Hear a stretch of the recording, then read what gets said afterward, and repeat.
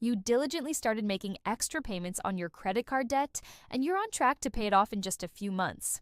But when you check your credit score, you notice that it hasn't improved at all. In fact, it's gone down a bit.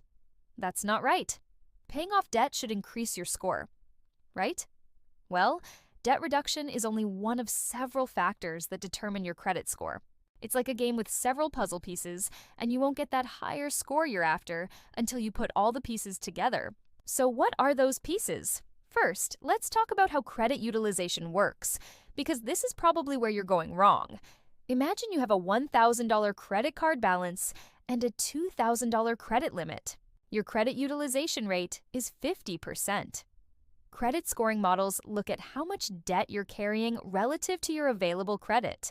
And if you have high credit utilization across your accounts, that's a red flag for them. It suggests that you might be overextended and struggling to manage your debt. That 50 utilization rate stays on your report for up to a year. So, once you pay down that balance and bring your utilization down below 30%, you'll start to see your score go up. But if you have a bunch of cards with high utilization sitting on your report, your score will suffer. Now, let's talk about age. Age of account refers to how long you've had your credit accounts open. It makes up 15% of your score. When you first get a credit card, you're assigned a credit limit based on your income, debt, and credit history.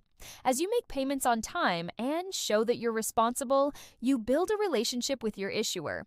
That's when they'll consider increasing your limit. That's why it's important not to close old accounts.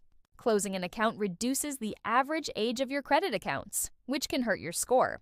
Plus, if you close an account that you've had for a long time, that will also hurt your score because you're getting rid of that positive payment history.